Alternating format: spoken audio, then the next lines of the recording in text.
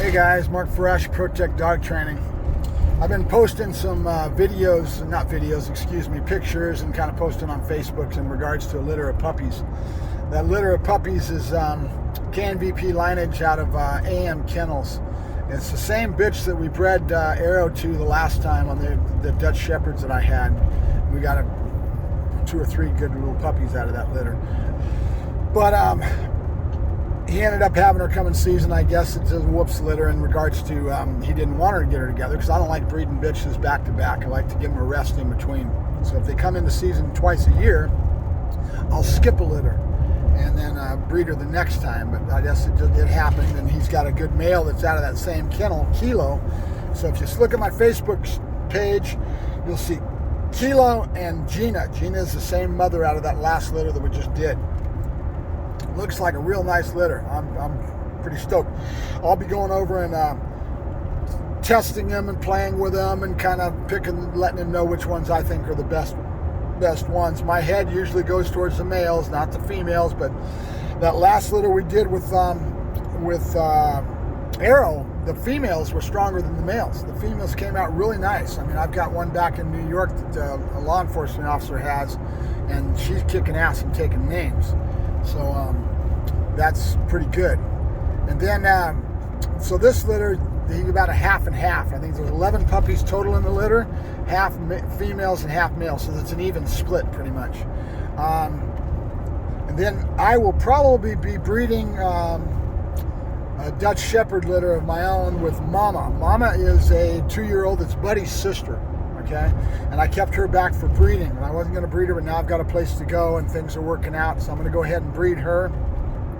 And I don't know what's going to happen. I may send her back with a buddy of mine back to Missouri, law enforcement, and he may get her for puppies back there, and he'll take her back with puppies in stomach. And I've kind of promised him that, so if he wants to take advantage of that, he can.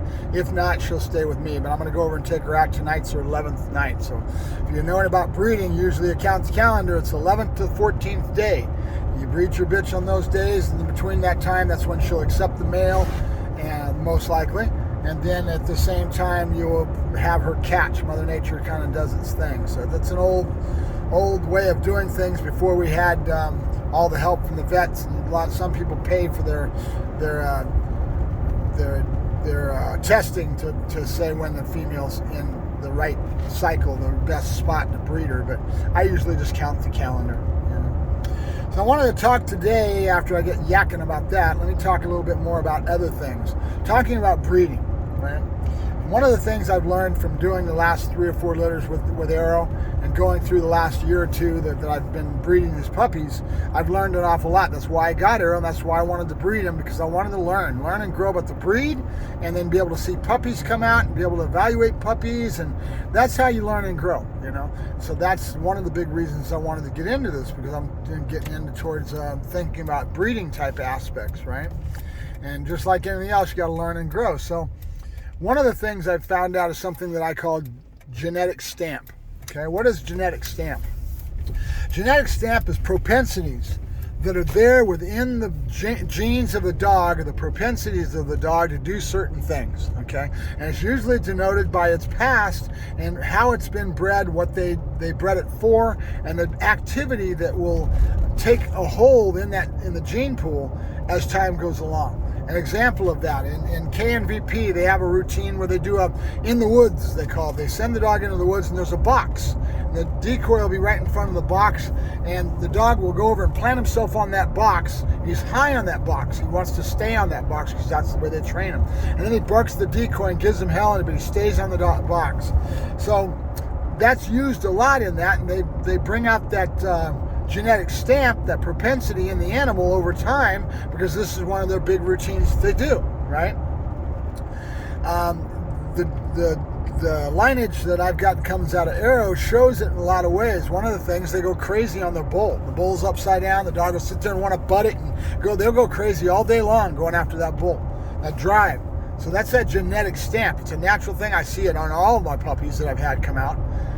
That's just the way they are.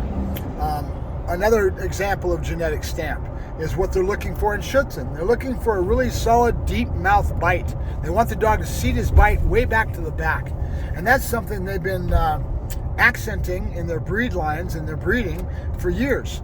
And that has taken hold, where a lot of people that are shopping for puppies for good Schutzhund dogs will look for that to be very keen within a young puppy, and they'll see the dog naturally go into the back of the mouth, and they like that, they want that, so they'll choose and they'll pick their puppies based on seeing that kind of propensity in the puppy. That's a genetic stamp. It comes from the dogs being expected to do this for a long time and having this accented over time, and it becomes a genetic stamp.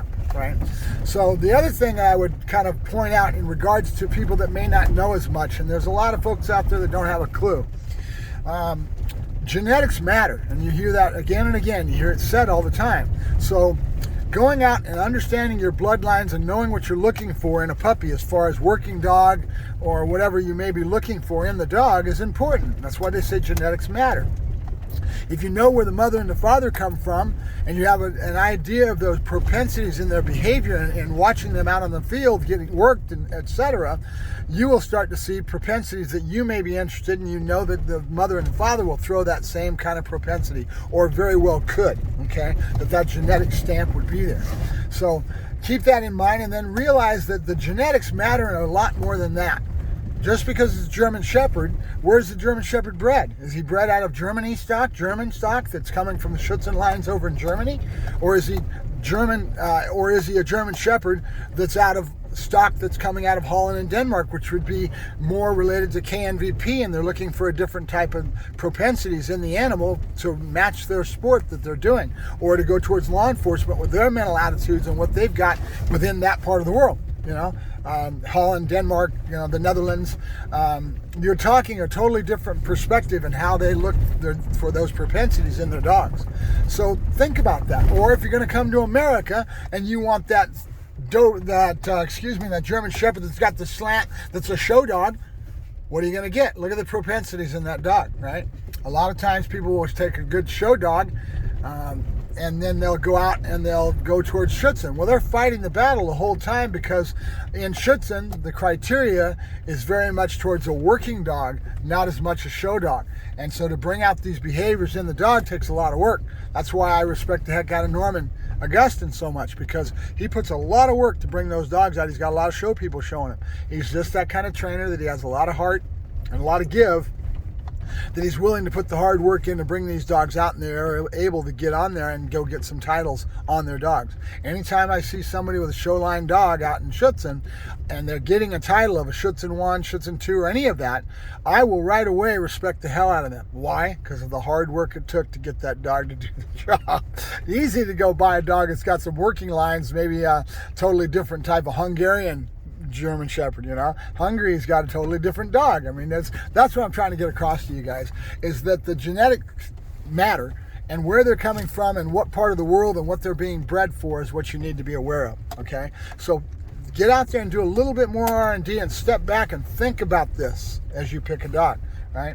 I used to have a dog. He's now in Texas as an executive protection dog, and that dog was a hell of a dog, and the breeder is in New Mexico, and she brings dogs over for Hungary, and there are a lot of nose dogs. The dog's noses are excellent, but this is a Malinois we're talking, but they've also got working bloodlines that are more towards police and that sort of thing, and Hungary's got some good lineage, and so you can see that the working type of dog that comes from that genetic pool, that the genetics matter. That pool of genetics that you're picking from is something you should be aware of when you do your research, right? When you and starting to understand what type of dogs are developed from that part of the world, that these people have a certain criteria and a certain way of looking at their breeding programs that denote a certain genetic stamp in those animals. You see what I'm saying? It's important, right? So that's about it. I just thought I'd yak the screen a little bit and get into maybe some subjects I don't talk to you about that much, because my head is kind of going on puppies right now. I'll be playing with his puppies that that friend of mine's got with his dogs out of the AM kennel in Ireland, and I'll be testing those. I'll do some videos on that coming up. And then I have no idea if I'm going to be shipping that one bitch back with puppies in stomach, or if I'm going to keep her myself, but I may have some Dutch Shepherds on the ground soon as well, depending if she catches. I'll take her over tonight. We'll start breeding her tonight. She's got 3 or 4 days to have that chance of catching in that window of time that you want to breed your dogs in, right? So I thank you very much. You guys have a good day. Mark Ferrasci, ProTech Dog Training, signing off. Bye-bye.